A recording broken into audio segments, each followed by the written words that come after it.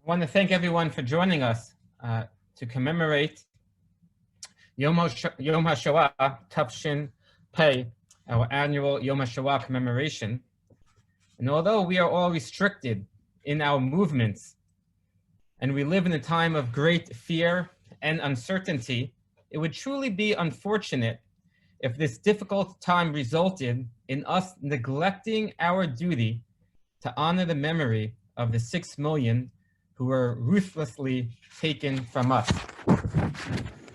As once again, our brethren and the world at large are in danger, tonight's program will begin with a recitation of 2 chapters of Tehillim. We recite these psalms in merit that those who are ill should experience a speedy recovery and that we should all be blessed to remain safe and healthy. We're going to recite Psalm number 121, chapter 121, and chapter 130.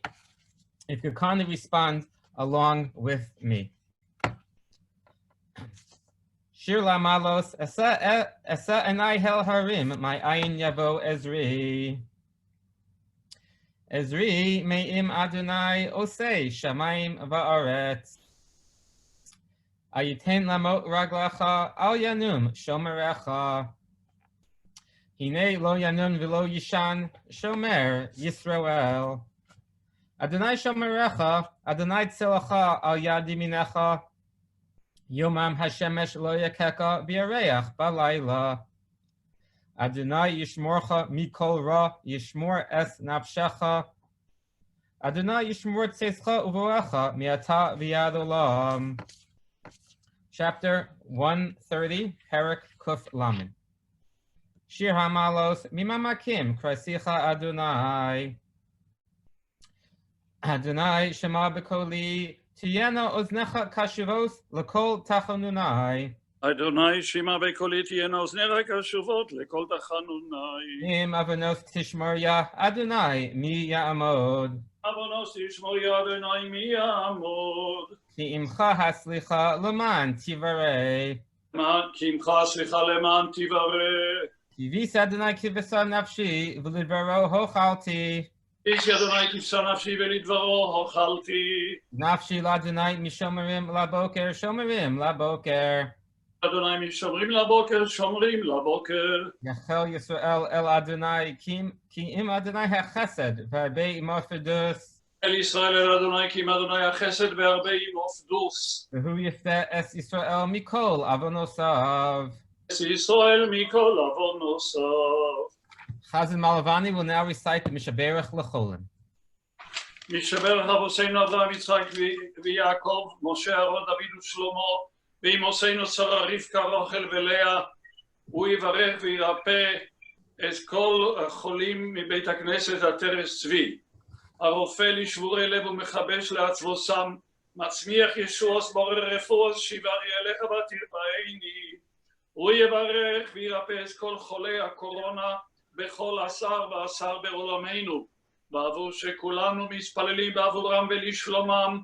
בישכר זה הקדוש ברוך הוא ימלא רחמים עליהם להחלימם ולרפאם ולהחזיקם ולהחיוסם וישלח לכל עמו ישראל ולכל אזרחי העולם מהרה רפואה שלמה מן השמיים לרמח איבריהם ושסה גידיהם רפואת הנפש ורפואת הגוף ידבר במהרה מגפה ומזור ויצילנו מכל צרה וצוקה, מכל נגע מחלה, אשתה בגלה בזמן קריב, ונאמר אמן.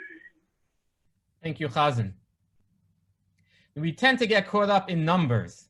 6 million people, 1.5 million children. The numbers are staggering. I do not think any of us could truly relate to them. Someone once told me that if we observe 1 minute of silence for every one of our brothers and sisters who were murdered in the Holocaust, we would be remaining silent for over 11 years. There is no grasping the magnitude of the devastation during those years. And despite the large number, we all know that for a family that loses one loved one, the loss of just that one person is a source of unbearable pain. I want to share with you a very brief story. During the Eichmann trials in 1961, there was an Israeli prosecutor named Gabriel Bach. When he was younger, he and his family fled Europe just before Hitler arrived. He was a prosecutor during the Eichmann trials, and he was interviewing a survivor in court named Dr. Martin Foldy. And Foldy was recounting his experiences during the war. And he described how he arrived in Auschwitz in 1944 with his wife, his son, and his young daughter. They were ordered to line up in a line to appear before the camp doctor. And the doctor was directing some people to the right and some people to the left. He was told to go to the right. His wife and his two children were told to go to the left. And there were a lot of people there, tremendous commotion, and it was hard for him to see his family. But he happened to have bought his young daughter a bright red coat. And he was able to see this bright red coat, the only sight of his family he was able to see. And he watched how this little red coat began to get smaller and smaller as she walked further from him. The survivor said, "This is how my family disappeared from my life." After the survivor spoke, the judge asked the prosecutor to continue speaking, but he stood there in silence. He was not able to say a word. And years later, someone asked the prosecutor why he did not say anything following the survivor's testimony. And he said because he and his wife, just a few days earlier, bought a little red coat for his own daughter, and no words were able to leave his mouth. Who knows how different the world would be today if those 1.5 million children were allowed to grow up, to marry, and to have children. The Jewish world most definitely would be vastly different today. And probably the entire world would have been altered as well. How many cures, inventions, books were lost when these 1.5 million children were murdered? We will never know, but tonight we mourn their loss as we do each and every year. Our program this evening will consist of a presentation from Rabbi Weil, which he researched in great depth, which will be followed by the recitation of the Kel Mali Rachamin at the end of the presentation and the singing of Ani Mamin. Our guest speaker this evening is Rabbi Stephen Weil. Rabbi Weil grew up in upstate New York on a cattle farm. He was formerly the rabbi of the Young Israel of Oak Park in Michigan, and then the rabbi of Beth Jacob Congregation in Beverly Hills, California. In 2009, he became the chief executive officer of the Orthodox Union. He is truly a captivating speaker who has delivered invocations for former President Bush, Governor Schwarzenegger, Speaker John Boehner, and to House representatives. He is a friend of the Fifth Avenue Synagogue who has addressed our community on prior occasions. We're truly honored to have him join us this evening. His topic tonight is Zunder Commando, Remembering the Lives of the Rarest and Most Tragic Survivors. Please give your attention to Rabbi Weil.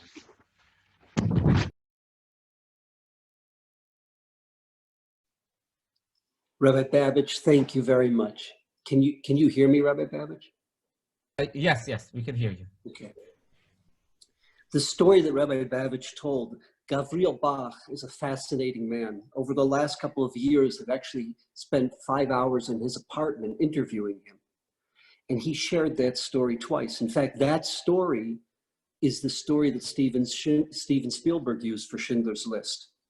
But this Gabriel Bach, who went on to be a Supreme Court justice in Israel, he himself is a living legacy. His family barely escaped Germany, and his story is one of the great stories of the Jewish people. I want to thank Rabbi Babbage, Chazan Malavani, and I want to thank our president, Jacob Gold, and the great men and women, the great families of the Fifth Avenue Synagogue. Yom HaShoah is something that the Fifth Avenue Synagogue has lived for very many decades, because one of your regular members, of course, was Eli Wiesel, Zichrono Livracha. And each and every one of you befriended him, made him feel part and parcel, a major force in this great institution. And Eli was the voice for those who had no voice. And he was the conscience for those who could not articulate their conscience. And we know that your shul was always at the lead when it came to these issues, as many, many others. This evening, as the rabbi mentioned, our topic is the Sonderkommando. I want to start with a gentleman, a very fine man, who as a young boy went to Auschwitz. And he was chosen, not something he chose on his own, by the Germans there, and sent to an area at the far end of Birkenau to become a member of the Sonderkommando, in English, the Special Forces. This man never told his story. Like many others, he was one of what I would call Hitler's Shidduchim. He was the only one who survived his family. There were no grandparents, no siblings, no parents, barely anyone from his town. He was all alone in a DP camp. And he meets his wife. She was from Hungary. Same story. Her whole family was wiped out. In a million years, a Hungarian woman is not going to meet a man from Poland and marry. But like so many others, they were all alone in the world, all alone in a DP camp. And they married. And they started their life, and they came to California. He initially was in the trades, worked for others in construction, was successful and was able to create his own construction company, built homes, developed California. And this was a man who never talked about his experience in the Sonderkommando. His wife never knew, his daughters never knew, and he had wonderful daughters. Only there was one member in the community who had been in Auschwitz, who knew about him. But this man, his whole life, was focused on his business. When he retired, he shut down. He totally shut down. They got him the best doctors, psychologists, neurologists, physical therapy, and no doctor could find anything wrong with him. Here was a man that functioned, that worked 10, 12 hours a day for 50 years of his life, and then he just sat there in a chair, and then he used to go stare into space. They tried getting him a puppy. They used to visit him often. His wife tried her best, his daughters, the grandchildren, and he just, a couple of words a day. What happened? They didn't know, and we'll never know. But it seemed that all that he went through those years, that he kept suppressed, that he squelched, it came out. And it came out in a haunting way. And what haunted me is just looking at his face, that tortured face staring off into oblivion. And that was the first member of the Sonderkommando that I ever met. Who were the Sonderkommando, and why were they so unique? They're the ones who observed the murder of our people, 1/3 of our nation, 1.5 million children. They're the ones who observed it directly, firsthand, and over a significant amount of time. And there are very few of them. One survivor of Belzec. One. There were 18 survivors of Sobibor, one that was there in the Sonderkommando. Treblinka, a few.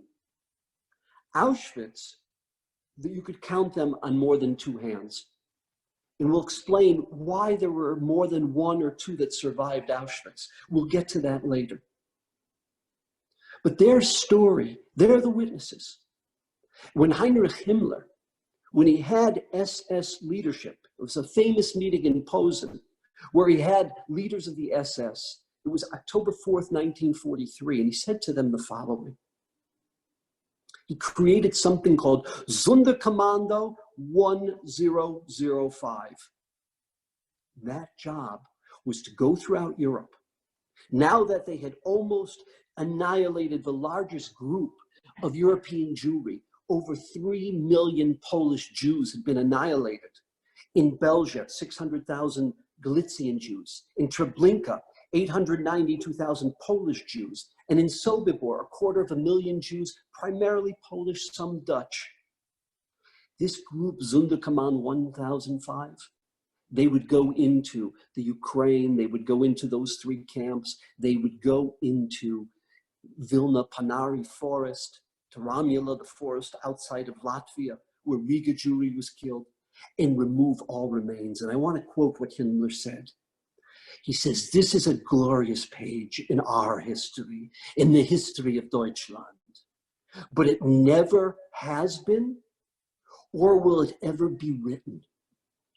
No trace, no survivor. And that's why the Sonderkommando, every 90 days, they were annihilated, because God forbid they should ever survive to tell the story. What happened? How, when they first came, every one of them described, they wanted to kill themselves. They wanted to die. Many of them said, all I wanted to do was to jump into the fire and be incinerated with my brothers and sisters. But many of them didn't have the guts to commit suicide. Many of them felt that there had to be a witness. Someone had to tell the story. But when they described themselves, consistently you hear the term, we were robots. I became a robot. I lost all my feelings. Some said there were no more feelings. I couldn't cry. One of the great works on the Sonderkommando was an Israeli historian, Gideon Greif. He interviewed, serious quality interviews. This was published by Yale University. 7 members of the Sonderkommando who survived Auschwitz, who survived Birkenau. And the name of the book is We Wept Without Tears. I couldn't cry. We wept without tears. I wasn't a human. I couldn't feel. What did they do? They're the ones who had to pull out gold teeth. They're the ones who had to search the cavities of their fellow Jews for hidden items, for precious jewels. They had to remove rings off of dead women. They're the ones who couldn't tell the truth to their fellow Jews. They couldn't look them in the face when they said, what's happening? Where are we? Where are we going? They're the ones who had to drag and burn the corpses, not of thousands, but of hundreds of thousands of children, of elderly, of men, women, of rabbis. They're the ones who had to stoke the coals. Stoke, not coals, but bodies, the way we would stoke a bonfire. They're the ones who, if there were any ashes that accumulated, they had to gather the ashes. In Auschwitz, they took them and they spread them in the Vistula River. That's what they did. They were the most vulnerable, and they were the most wanted by the Nazis because they would become the eyewitnesses. They would be the ones who could bear witness to the world. And the Sonderkommando knew that. And they knew that once the transport stopped, whether it's in Belgium, where they were the last ones annihilated, Sobibor, Treblinka, and understand, there's a revolt in Sobibor. He passed away a few years ago. One of the most crucial members of that revolt was a Jew from Izbic, or we say in Polish, Izbica. His name was Thomas Tuviablat, fascinating story and memoir. This is a man who came to California, did well there, but he never left Sobibor. He would go back and back and back. He never left there. But the revolt that was led, there were a number of Jewish communists. They were members of the Soviet army, and they were capable. And they had a revolt. And no one expected to live. They knew they were going to die. But 18 survived. And the same thing was true with Treblinka. When did it happen? It happened when there was no one else to kill, because there were no Jews left in Poland. It happened when they would be the last. They had nothing to lose. If anything, they described that their death was liberating. Why? Because instead of the Germans determining when we were going to die, we determined when we would die. But a few did survive. We're going to talk about the only survivor of Belzec. Do you understand the rich history of all of Galician Jewry, Western Galician Jewry, the area of Krakow, the areas of Schwenchen, Central Galician Jewry, areas like Tarnów, Eastern Galicia, Lvov, Lemberg, Tarnopol?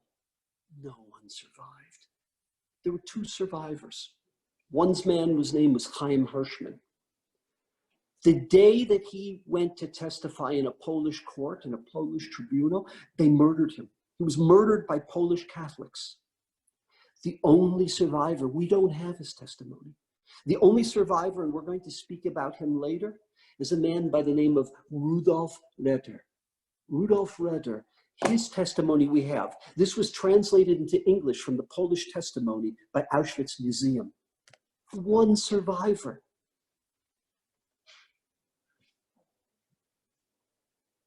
Panari. No one suffered like Lithuanian Jewry. Of the 220,000 Lithuanian Jews, 3.6% survived. It was the worst annihilation percentage-wise in all of German-controlled Europe. And they brought in a few Lithuanians who were left, the last remnants of the Vilna ghetto, to burn the bodies in Panari. Panari, there were 100,000 human beings, probably about 80,000 Jews. Jews who had lived in Vilna and all the suburban communities and the villages in the area of Vilna. They were taken out and they were murdered, primarily by Lithuanians. It was overseen by the Einsatzgruppen A that oversaw the murder of Latvian, Estonian, and Lithuanian Jewry, Einsatzgruppen B as well. And there were tens of thousands of bodies. They were buried in these massive pits that the Russians, when they controlled Lithuania, were going to use for fuel storage. You know, in every city, there are major fuel storage sites. That's where they were buried. And they brought these Jews to burn the remains. And as the remains were almost completely burnt, there was an escape. And we have a couple of witnesses from Panari outside of Vilna. What was religious life like for the Sonderkommando? Redder described, they worked incredibly difficult days. The SS in Belzec were whimsical. They were sadistic. Christian Wirth oversaw Belzec and Sobibor and Treblinka, but the people who worked underneath him, as well as the Ukrainian guards, because most of those who worked were Ukrainians who answered to the SS, and they would murder Jews for no reason. I'm talking about the workers, not the people who were being annihilated upon arrival. He survived all of that, but he said, we had a menu. We davened. We weren't going to give up our God. We might have become numb. We might have lost feeling, but we davened every day. Not during the day when they were working, back in the barrack at night. Do you know in Auschwitz, the Sonderkommando were not in the bunks. They were totally removed. They were isolated. They had no contact with anyone else in Birkenau. You know where they were housed? Not in the barracks that we see when we think of Birkenau. You know where they were housed? On top of the crematoria. The gas chambers were below. You went underground. That were the gas chambers. Above that were the crematoria, and above that were the barracks of the Sonderkommando. The Sonderkommando didn't wear uniforms like all the other Jews who were slave laborers in Auschwitz. They wore regular clothing. They had a different caloric intake. The Germans were very, very careful that no one take a diamond or no one take gold or no one take a precious possession they took out of the cavities of their dead Jews. The food that people brought with them, that they didn't care about. And they actually had a better caloric intake than anyone else in Auschwitz. But that's where they were. You know what they did? Think about what you would bring. If you could only bring a few possessions, what would you take on your final destiny? They took from the coats of people who had come in to the gas chambers. What would happen before the gas chambers? In Yiddish, in German, in Polish, in Hungarian, in Italian, said baths, baths and inhalation. And the Germans would say to the people, please remember your number. We have hooks, we have every hook is numbered. Please hang your clothing properly there. If you have shoes that have ties, have strings, and then tie up your shoes in a knot and hang it on the hooks. And please remember your number, because after the bath, you're going to be going to work. You need to know where to get your clothing. So what did they have in their coats? People brought a machzer. People brought a siddur. There were actually 2 people who brought small Sifrei Torah. They carried it with them. So the Sonderkommando in Rosh Hashanah Yom Kippur, above the crematoria where they were barracked, they had services. They worked 12-hour shifts. So if you davened, Kol Nidre and Mariv, you were working the next day. The people who worked the night shift, they davened Yom Kippur morning and said Yizkor. In those ovens of the crematoria in 1944, they baked matzahs. They tried to keep some semblance of religion. Can you imagine Sipur Yetzias Mitzrayim telling the story of the Exodus when you're experiencing something much worse than what we experienced in Mitzrayim? Can you imagine having a Seder in a crematorium?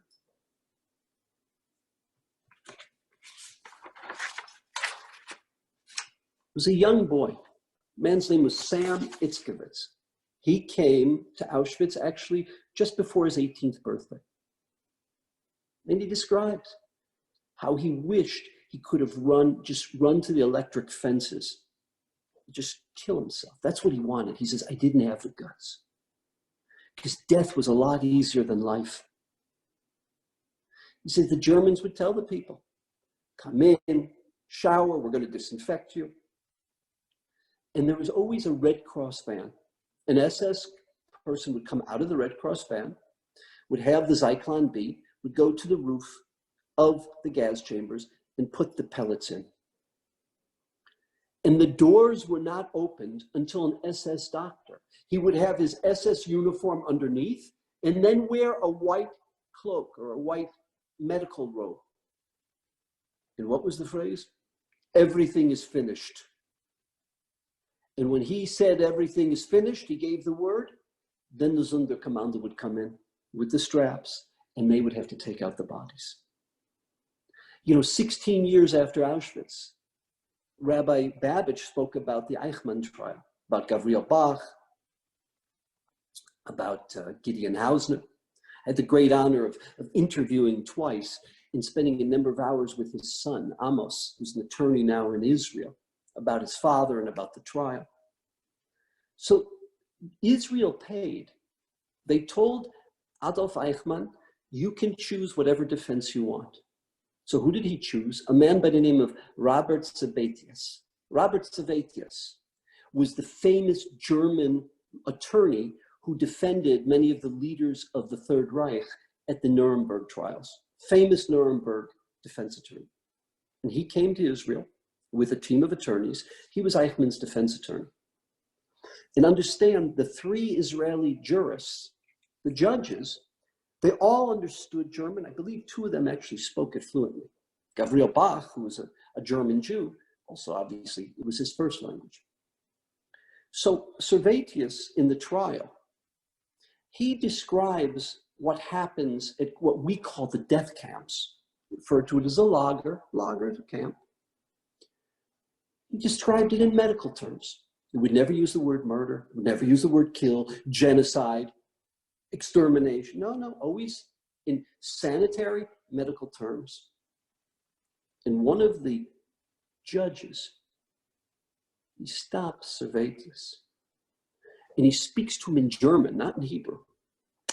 He said, you're talking about the murder, the butchering, the slaughtering of hundreds of thousands of people in each of these institutions, and you use medical terminology? It's murder that we're talking about. Servatius said, it was done by doctors. It was done by medical professionals. We use scientific terms. These were medical operations. And they were flabbergasted, the judges. So after the doctor leaves, then they come in. David Novosel described carrying bodies. Many of the people that came from the ghettos, particularly the Polish ghettos, they were emaciated by the time they got to Auschwitz. He says, every time I took a frail body of an elderly woman, I felt like I was carrying my mother. I just felt like I was carrying my mother who had been killed already. And he says, I just wanted to jump into the oven with the body. Philip Muller was the longest acting of anyone who survived, the longest duration as a member of the Sonderkommando. His book is a very, very powerful one. This was a translation into English. Eyewitness Auschwitz. 3 years in the gas chambers. Philip Muller, maybe many of you remember, he broke down crying in Shoah when Claude Lanzmann was pushing him. He told a number of stories that are very powerful. Before Claude Lanzmann died, he sold to the Holocaust Museum in Washington and to Yad Vashem the outtakes. There were 180 hours of film that went in, that were cut down, edited into 9 hours. So the other 171 hours, we actually now have. It's on the website, the educational website at Yad Vashem, as well as the United States Holocaust Memorial. He's a very crucial eyewitness, Philip Muller, because he was there during the duration, before Birkenau was started to be built. He was in Auschwitz I, then he went to Birkenau. And he describes a scene. He couldn't go on anymore. He goes into the gas chambers, and here is he standing there. He's got his clothing on. He's standing there, is surrounded by naked women. And these two young women said to him, you cannot come here. You have to leave.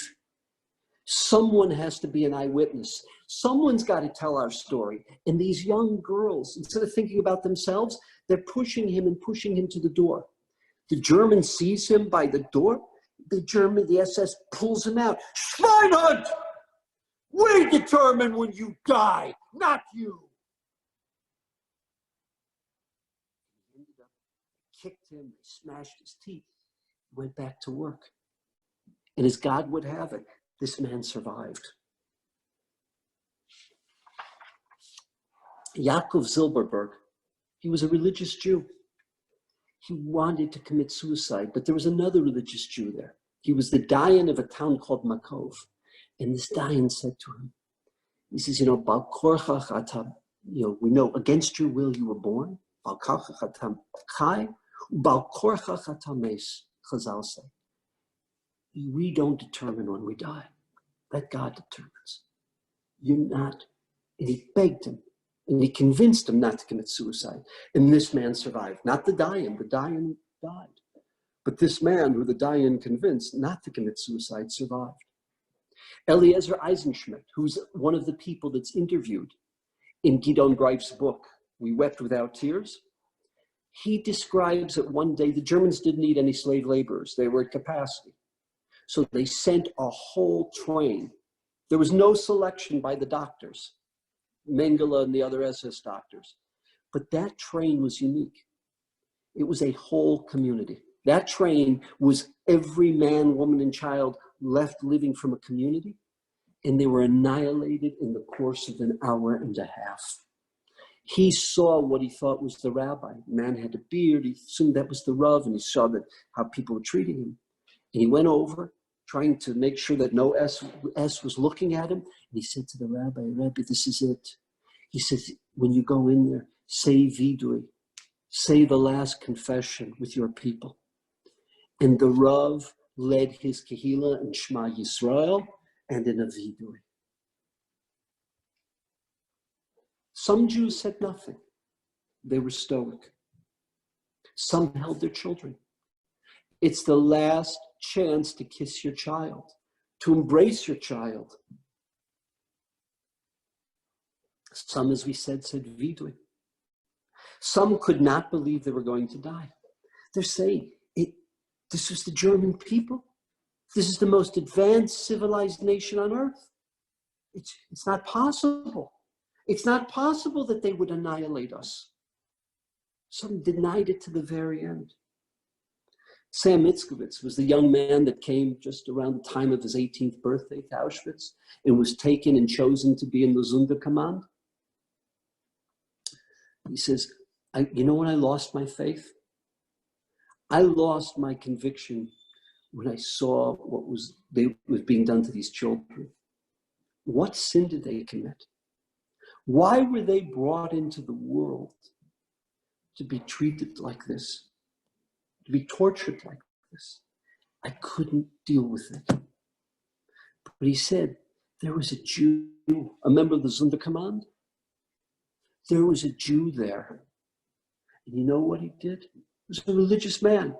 He didn't give up his faith. If anything, he became more committed.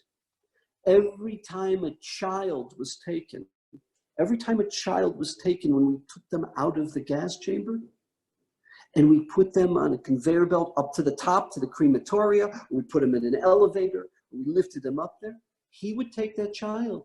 He said he held it like the way you would hold a Sefer Torah. He held it. He kissed every child, and he said Kaddish. And then he laid it like you're laying down a Sefer Torah.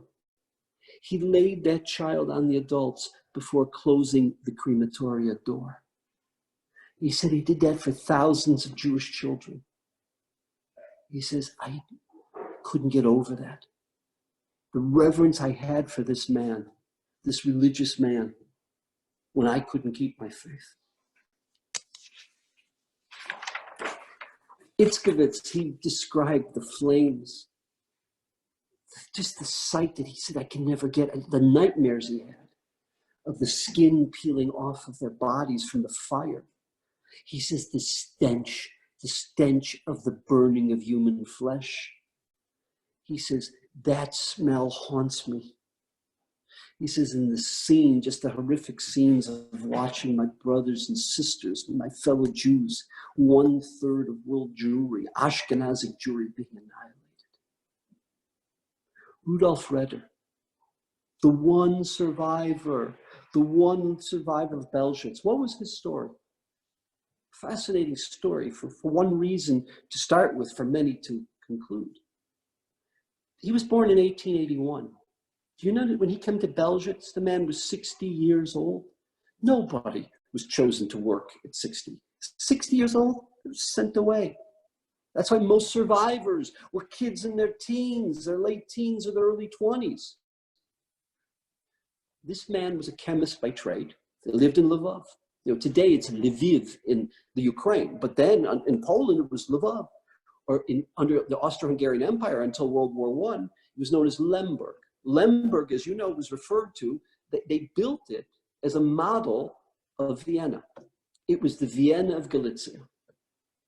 And this man had a soap factory. He was a chemist, he had a soap factory. He had a daughter. She was one of the main physicians. Now, think about it. In the 1930s, there weren't that many women who became doctors. She was one of the main physicians of the Jewish hospital in Lvov. And what was known as the Große Aktion, the great action, was when the Germans removed almost everyone from Lvov. The date was August 16th, 1942. That's when he arrives to Belzec. His job is to dig mass graves. We're going to read in a few minutes a few pages of his testimony. He was a very handy man, and they had him doing mason work as well as being there was no incinerators. There were no crematoria in Belzec and Treblinka and Sobibor.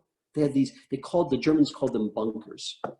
There were mass graves of tens of thousands of people. And he was a grave digger, these mass pits in the ground. But they needed supplies. He did a lot of the mason work. 2 young SS men took him back to Lvov. They were going to buy supplies. 3 Polish girls, they see these 2 men in uniform looking good. The 3 girls started flirting with the 2 SS He never knew, was that to save him or is it because they were interested in flirting? Maybe they get some money, maybe be treated well by a German. As they're flirting with these soldiers, he says, I'm going to die anyways. No one survives Belgians. He runs. He runs in Lvov, and he escaped. They were busy. They didn't notice him until it was too late. He went to one of the people who worked in his soap factory, and he was hid in this guy's basement until the Russians liberated Lvov in late 44. Moved to Krakow, got married. You know what happened after the war in Poland. You're familiar with the pogrom in Krakow, the Kelsey pogrom. He gave testimony, this testimony in 1946 in Polish. And it's very powerful, and I'll tell you why. Many of the survivors we hear, it's something they've said to their children, to their grandchildren, when they go to a public school, when they speak at a shul, when they speak on Yom Hashoa. It's something that's referred to as the preferred narrative. He was speaking a year after liberation. It was raw, it was powerful, it was in his natural language, Polish. It was not anesthetized. Those are very powerful testimonies. Because of what was going on in Poland, they couldn't live there. No Jews lived in Poland, they fled. He went to Israel. I don't know the story. We really don't know his story. Maybe he couldn't make it financially in Israel. It was very tough in the early years. Like many survivors who tried to go to Israel and then settled in America, Canada, Australia. When the time for the Eichmann trial in 1961, that Rabbi Babbage was alluding to, he was no longer in Israel. He actually moved to Canada. And what's very strange, we don't know what happened. We don't know if he has any survivors, any children. Did he have children? We don't know. We don't know when he died.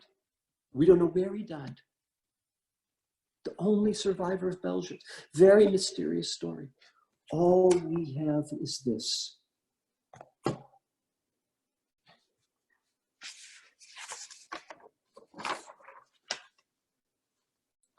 I'd like to read from one of the few survivors of Treblinka.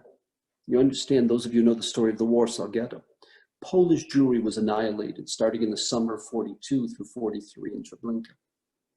Częstochowa is a famous Polish city. That's where they have the Black Madonna, the famous statue of the Virgin Mary that people come from all over to see. It's a Jewish community in Częstochowa. This man's name is Avram Bamba. Avram Bamba is known as the barber of Treblinka. Bamba is a fascinating man. He settled at the end of his life in Miami. There's a 4.5-hour interview of him, a survivor testimony later in life. Landsman, and what I'm quoting you now is the transcription of the 9 hours of Shoah. Landsman interviewed him. And I want to just give you a small piece of that interview. So he's a barber in Treblinka.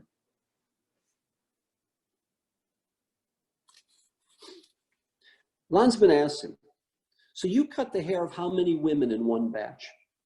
In one batch, there was about, I would say, probably 60, 70 women in the same room at one time. And afterwards, after you cut their hair, they went into the gas chamber? No, he says, not exactly. After we finished with this party, then another party of 70 women came in. So altogether, there were about 140 women at a time. They were already taken care of. And the SS told us to leave. So we pulled out for a number of minutes. And when they put in the gas, and remember, in Treblinka and Belzec and Sobibor, there was no Zyklon B. They were using diesel engines. It was a much longer and a much more painful death, choking to death on carbon monoxide poisoning. And then we were brought back. So where did you wait, Landsman asked him? Outside the gas chamber, on the other side. Well, on this side, the women went in. And on the other side, there was a group of Jews, Sonderkommando, who took out the dead bodies. Some of them were not always dead, because they weren't fully dead. They took them out, and then everything was clear.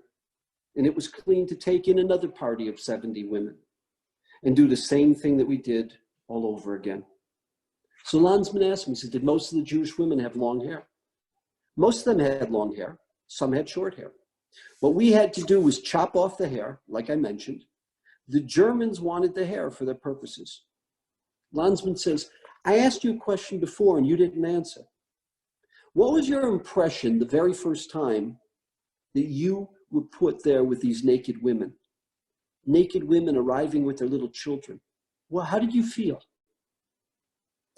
Bamba answers, I tell you something.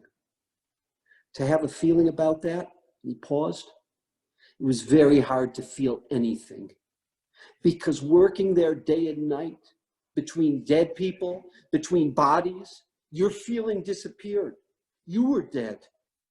You had no feeling at all. As a matter of fact, I want to tell you something that happened. At the gas chamber, when I was chosen to work there as a barber, some of the women that came in on a transport, they came from Czestochowie. I knew a lot of them. I knew them. They lived in the same part of town. Some of them lived in the same street that I lived on. Some of them were my close friends. And when they saw me, they started asking me, Abish, Avrami, what's going to happen to us? What was I going to tell them? What could I tell them? I had a friend of mine. He also was a barber. He was a very good barber from our hometown of Czestochowie. And his wife and his sister came in to get their hair cut. And he starts breaking down. Just as a strong man, I mean, a strong, gesund man. He started breaking down. You can see it in Landsman's show. He says, I can't. Because Landsman said, go on, Abe. Abe, keep talking. Tell the story, Abe. He says, it's too horrible, please. Landsman says, we have to do it. You know that, Abe. I can't. I'm not able to do it. You have to, Abe. I know it's very hard and I apologize. Don't make me. Please don't make me go on. Please, Abe, you must go on. I told you today it's going to be very hard. They were taking the hair in bags, transporting it to Germany. Yes, but Abe, what did he say to his wife? What did he say to his sister? What did he say to them? He starts crying. A grown man, a strong man. Remember, this was videoed in 78. He wasn't an old man yet. He was a middle-aged man in 78. They tried talking to him.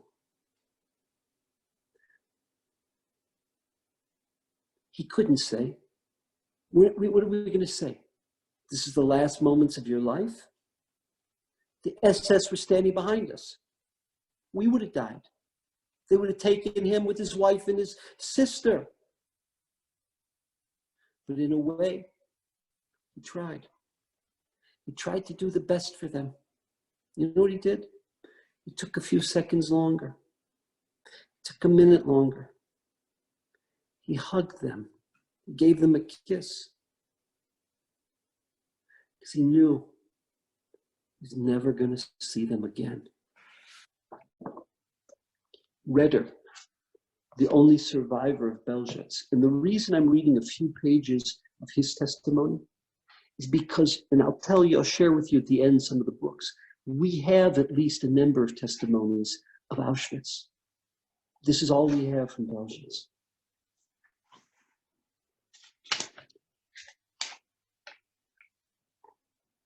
The train drove into the yard through a wide wooden gate topped with barbed wire. Next to the gate stood a hut where a sentry sat with a telephone. In front of the hut stood several SS men with doors. When a train had passed through the gate, the sentry closed the gate and went inside. That was when taking delivery of the goods took place.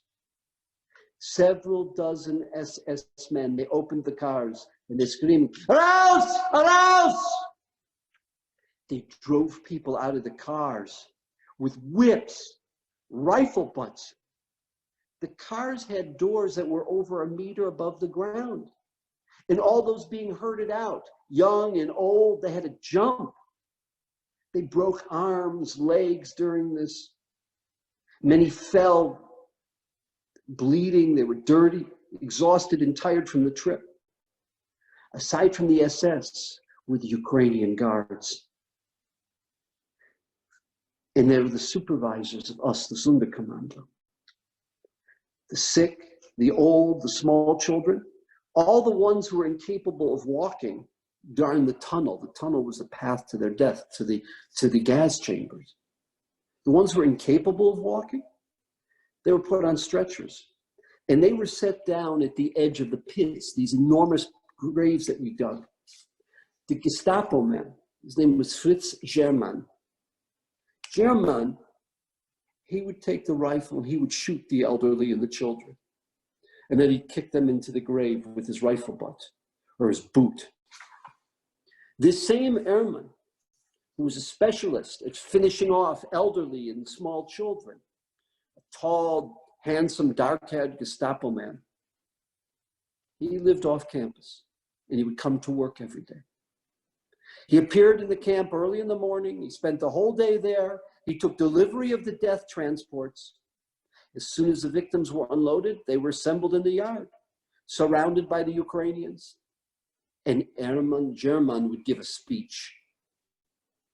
And there was deathly silence. He stood close to the crowd.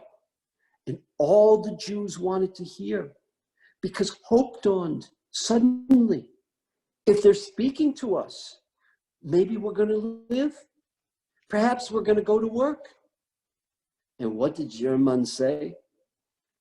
He spoke very loudly and distinctly. Now you are going to the bath. After the bath and after you're disinfected, then you're going to be sent to work. That was all he needed to say. Everyone cheered up. They were happy. We're going to work after all. Some even applauded.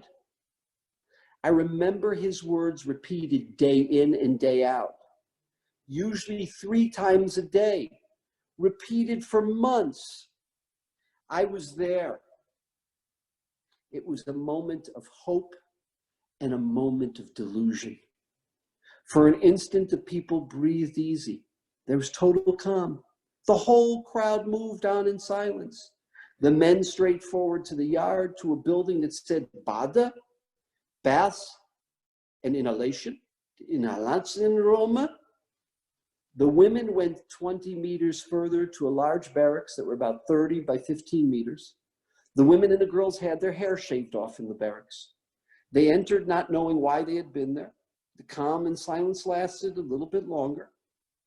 Later on, I saw that only a few minutes later, when they were given wooden stools and lined up across the barracks, they were ordered there to sit on the stools.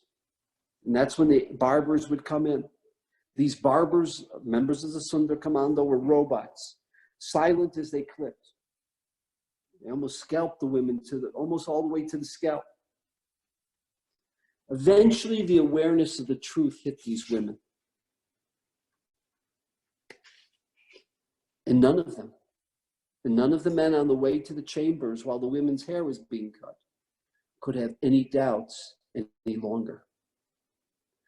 All of them, except for a few men selected as essential skilled laborers to become members of the Sonderkommando, or carpenters, or masons, all of them, young and old, women and children, all of them were going to certain death. Little girls with long hair were herded in to be shaved, while the smallest girls with scant hair, they were put with the men to go in first.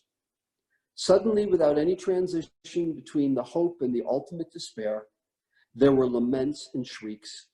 Many women had fits of madness, yet many other women went to their deaths coolly, especially the younger women. Our transport contained thousands of intellectuals, of white-collar workers, and you'll hear descriptions that we're not going into of the length of these trains. Many young men, but most on the train were women. I stood off to the side in the yard, together with a small group picked to dig the graves, watching my brothers, my sisters, my acquaintances, my friends, my townsfolk being driven to their death. While the women were being herded forward naked and shaved, whipped like cattle to the slaughter, without being counted. Faster, faster! The men had already died in the first gassing. It took more or less 2 hours to wipe out, to annihilate a whole train. Several dozen SS men used whips, sharp bayonets to drive the women into the gas chamber. And the chambers, and there were 3, held up to 750 people in each chamber. Women who balked at entering were bayoneted in the body by the Ukrainians. The blood flowed. And that is how they were driven into this evil place. I heard the doors closing and the moans and the screams. I heard desperate cries in Yiddish and in Polish. Those blood-chilling laments of the children and the women, I'll never forget. It lasted 15 minutes. The diesel engine ran for 20 minutes, and after 20 minutes, it was quiet. The Ukrainians opened the doors from the outside, and I, together with the other workers, we're sent to work. We dragged the bodies of people who had all been alive not long ago. We used leather straps to drag them to the huge, waiting mass graves. And the orchestra. The orchestra played during all of this. The orchestra played from morning to evening.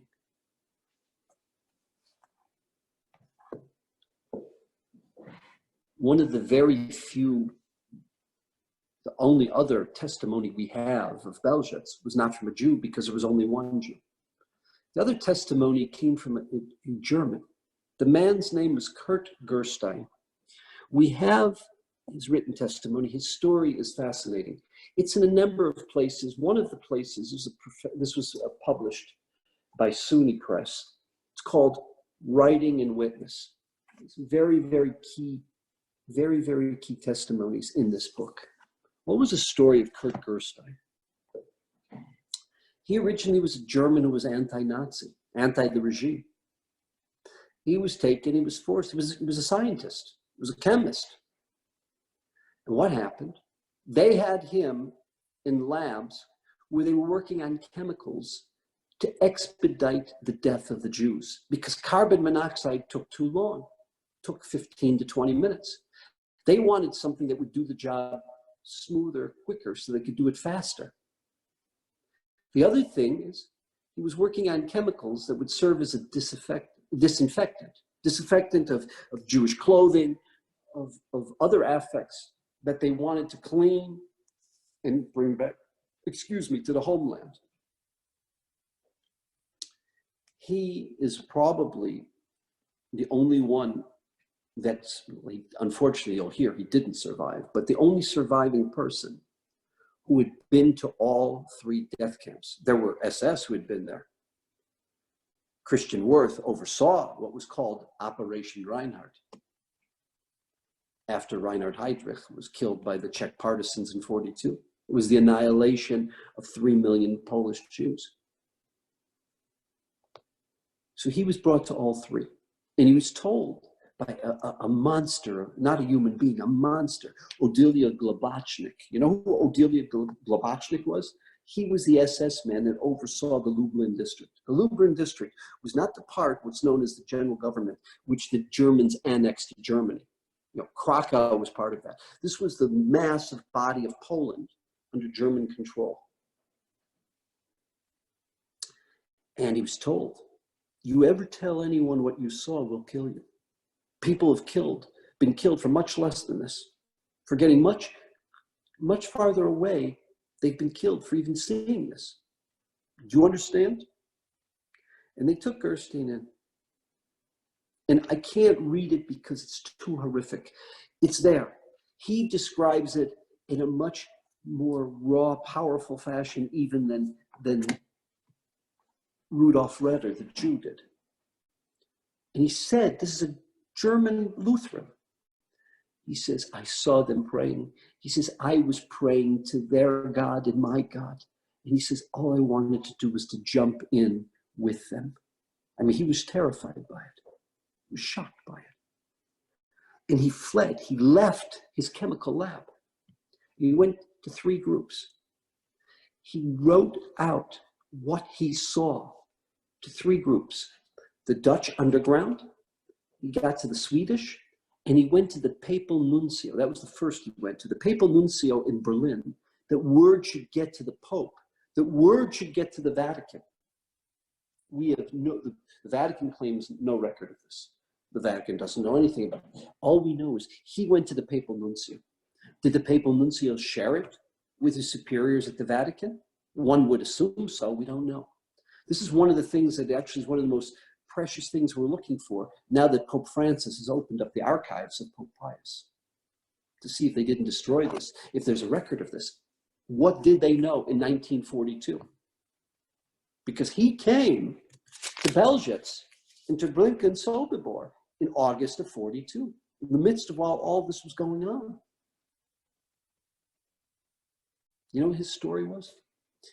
After the war, because he had worked for the Germans, he was put, like many other prisoners, and he was incarcerated. Somehow somebody knew who he was. And he was put with some pretty high-level SS. They killed him. They murdered him in prison, his fellow Germans. They made it look like it's a suicide. And initially the record said it was a suicide. But it's clear to anyone who studied history, and it's clear to anyone who knew anything about him, they murdered him. But we have his testimony.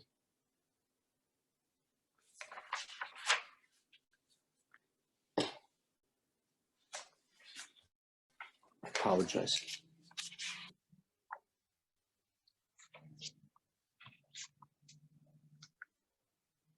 I want to wrap this up, conclude. I want to go back to just the face that haunts me. I don't want to use his name because members of his own family don't know what he experienced. But this man who just sat there and stared into space, this man who had this scary, haunting face, who was being destroyed, devoured by the ghost that he had suppressed, the ghost that he had squelched his whole life. Just in the end of his life, devoured him. No doctor could understand, no doctor could describe physically that there was anything wrong with him.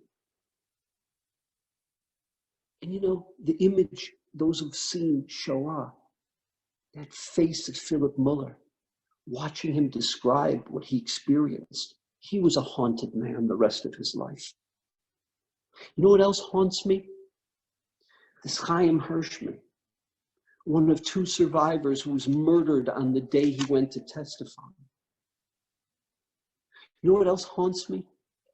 Rudolf Redder, the one survivor. What happened to him? No trace of him. Don't know. These men, most of them were young men when they were chosen for this. They lost their adolescence. They lost their youth. They lost, for sure, their innocence. Their life was taken from them. I don't mean physically. I'm talking about their life was taken from them. They continued to live. They defied all odds. The chance of a member of the Sonderkommando surviving was zero. And I apologize, I never came back and told, how did we get more than one or two from Auschwitz? When the Russians were coming, and literally by the day taking over territory, and they were in Western Galicia, and Auschwitz would have been liberated. So I believe the date was January 18th. I have to look it up, January 18th or 20th. They rounded up everyone. The SS, what you and I know as the Death March. And they marched them in the mid, you're talking about January, the cold of January. It was 20 degrees below Celsius when that started, that Death March. Minus 20 that day in Galicia. And they were calling out after they rounded up, we're looking for members of Sonderkommando, we're looking for members of Sonderkommando. These guys were smart. They dispersed themselves amongst all the other slave laborers, amongst all the other Jews. The difference between them and other Jews is, except for maybe the Canada bunk, where people also had a greater caloric intake because they would take from the suitcases and eat, they actually had a little bit of, I wouldn't call it fat, but they had a little bit of meat on their bones. And they didn't acknowledge that there was Sonderkommando. They made themselves like everyone else. That's why we have survivors from Auschwitz. But these men who lost their innocence, who defied all odds to survive, they saw the annihilation of 1/3 of Am Yisrael, 1/3 of our people, 1.5 million children. And they're the ones who bore the burden of our nation. Please God that you and I, that we never forget their sacrifice and their legacy. Because they're the ones who are the living testimony. You know, we're called the Jewish people, Adat Yisrael, Adat Yeshua. What's an Ada? We're the people that testify. We're the living witnesses that God created this universe, that God runs this universe, that God is a God of ethics and morals, that God is a God that wants humanity's perfection. We're his witnesses. These were our witnesses. These are the witnesses to the greatest atrocity in the history of humanity. And they sacrificed. And it affected their marriages, it affected their ability to be fathers, it affected their relationship with God, it affected the rest of their lives. Please God that we never forget them. But not just never forget them.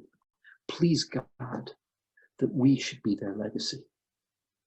They gave a legacy. They testified to what happened to our nation. We should be their legacy. We should testify to their sacrifice. Not only their sacrifice during the Shoah, but their sacrifice to function to the best of their ability, to try to survive and tell the story to the world. These men made the greatest sacrifice maybe of any human being. Any human being is made in history because of what they had to live through and what they had to bear.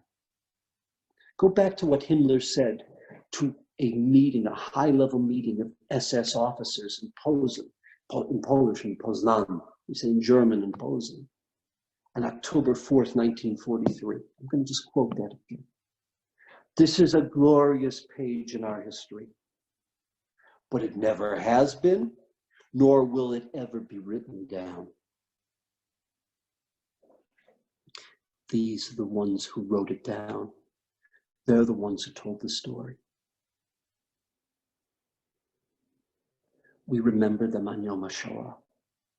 We remember their sacrifice, but we don't just remember them. We live. We live, we tell our children, we rebuild the Jewish people. We rebuild everything they describe to us. We rebuild and we give a living memorial to those who can't live. We bring them back to life through our children, our grandchildren, our schools, the land of Israel, the people of Israel, the nation of Am Yisrael, be they in Israel or the diaspora. And these rare individuals, they were the link, and they're the ones who told us what happened. And they gave us a reason to rebuild, a desire to rebuild, a challenge to rebuild, and a demand that we rebuild Am Yisrael, the Torah of Israel, and that we reestablish the religion of Israel. Thank you.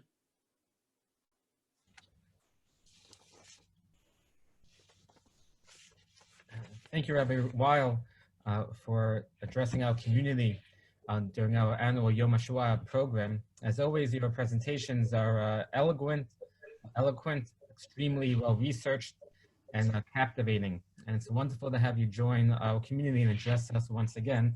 Please God, only happy occasions to you and your family. Please give your attention to Chazan Malavani, who will now recite the Kal Male Memorial Prayer. Thank you, Rabbi Babich. I just wanted to tell you, Rabbi Weil, that, can you hear me, Rabbi Weil? Yes. Yes. I'm sorry, it's so difficult to follow you, and I hate to use the word presentation. This was a live spiritual matzeva to the Sonderkommandos and after that to stand up and just to sing the Kel Maleh, as much koach that I will put in will never be able to be compared to your presentation. So I want to share Rabbi Babich's comment to you and to give you a big yashar koach. And I hope that you will get many, many more opportunities, especially with young people, to tell them this outstanding, heroic story. Thank you very much. Eile Malei Rachamim, Shochein Bameromim,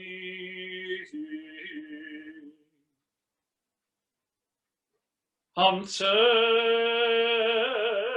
Menucha Mechoyena,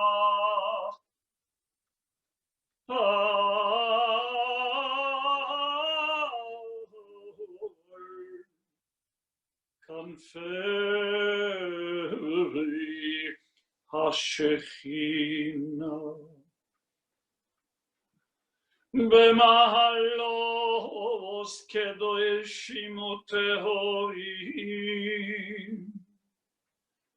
Kezohar Rakia Meirim Umazirim Lenishemos Shisha Mileyonei Acheinu Be'achyoseinu Anoshim Noshim Evotav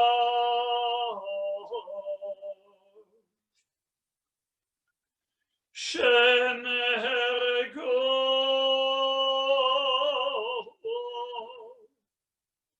V'shenishchato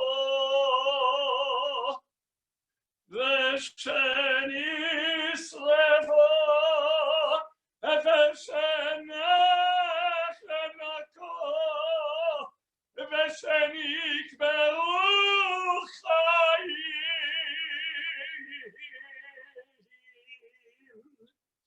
Bidei hatzorerim hagermanim hanazim ve'yozreihem Yemach shemam ve'zichram V'she'alechu le'yolamam Kulam kedoshim uteyorim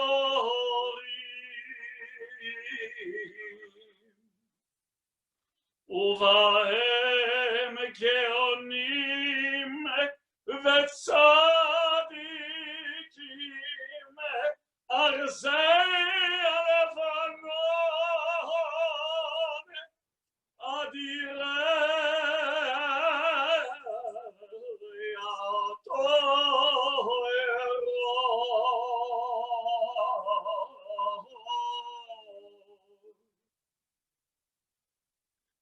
Began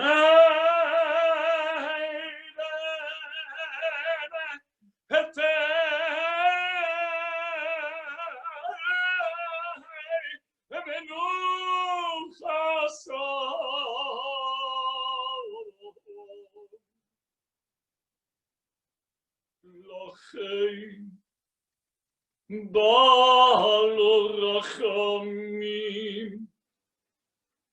Yastirei Meseise Kenafal Leyolamim Leitzro Bitzor HaChayim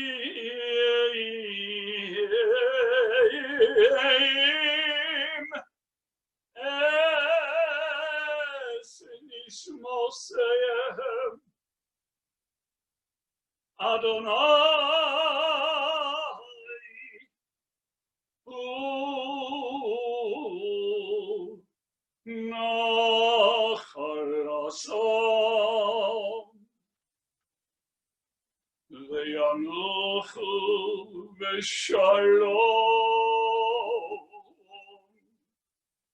al mishkevoseihem ve'yamedo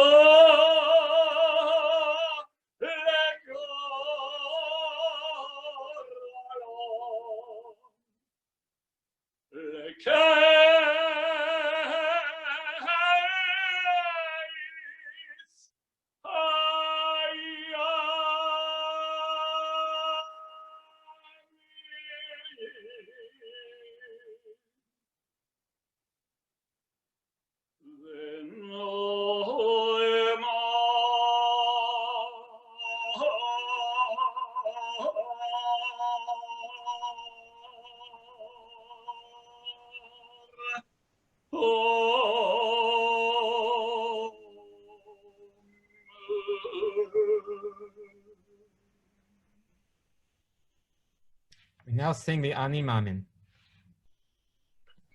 I'd like to move to the piano. Give me a second, please, Rabbi.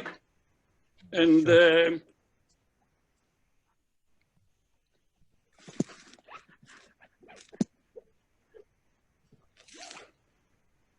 We'll be singing the Ani Mamim, and as we always do, followed by the Hatikva.